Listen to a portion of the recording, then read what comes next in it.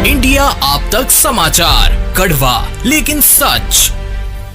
नमस्कार, मैं आनंद शर्मा और आप देख रहे हैं इंडिया आप तक समाचार। अगर आपने अभी तक हमारे चैनल को सब्सक्राइब नहीं किया तो हमारे चैनल को सब्सक्राइब कर लीजिए, बेल आइकन के बटन को दबाइए ताकि नोटिफिकेशंस आपको मिलते रहे।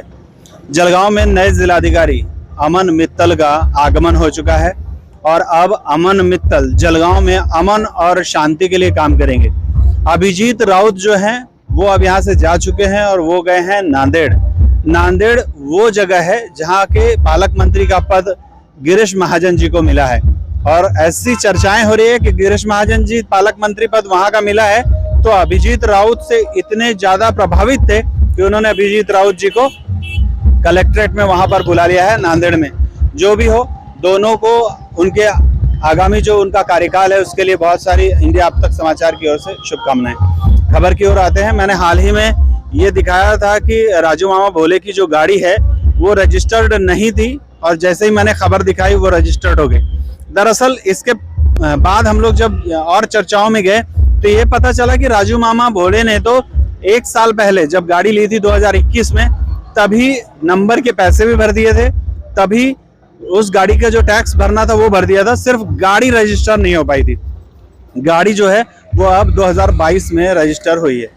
अब सवाल ये आता है कि ये गाड़ी इतने दिनों तक रजिस्टर क्यों नहीं हुई थी, इसमें किसकी गलती है ये देखना बहुत जरूरी है और अगर इसमें किसी सरकारी अधिकारी की गलती है तो उसे जरूर सजा मिलनी चाहिए। इसके अंदर एक और पेंच ऐसा है कि किसी भी गाड़ी का आप अगर टैक्स भरते हैं तो वो गाड़ी जो है वो 15 सालों के लिए रजिस्टर हो जाती है। अब 15 सालों के लिए आपकी गाड़ी रजिस्टर हो जाती है। यहाँ पर अगर आप देखेंगे तो राजू मामा भोले की जो गाड़ी है वो 2037 तक की रजिस्ट्रेशन बता रही है, जबकि इस गाड़ी का टैक्स जो है वो 2021 में भरा गया है। इस हिसाब से 2036 तक ही इसका रजिस्ट्रेशन होना चाहिए। अब रजिस्ट्रेशन 1 साल आगे चला गया है तो सरकार का जो टैक्स है 40-50 हज़ार रुपए का साल का, अगर आप देखेंगे तो 5 लाख समथिंग इसका पूरा टैक्स होता है 15 सालों के लिए।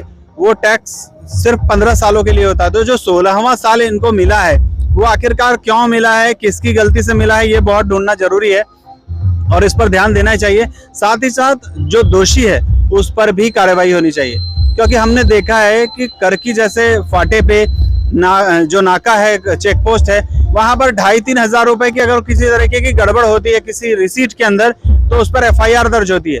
यहाँ पर सरकार का 40,000 रुपए का कर डूब रहा है, तो या तो उसको वसूल किया जाए और सिर्फ वसूल नहीं किया जाए, जो गलत कर रहा है उसे सजा मिलनी चाहिए, उसके ऊपर भी FIR दर्ज करनी चाहिए जो ऐसी लापरवाहियां कर रहा है। अगर ये सरकारी अधिकारी की गलती है तो देखना है कि इस बारे में अब और आगे क्या क्या हो।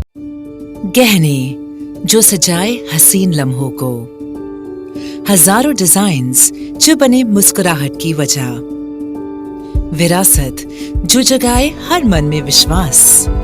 रतनलाल सी बाफना ज्वेलर्स, जहां विश्वास ही परंपरा है।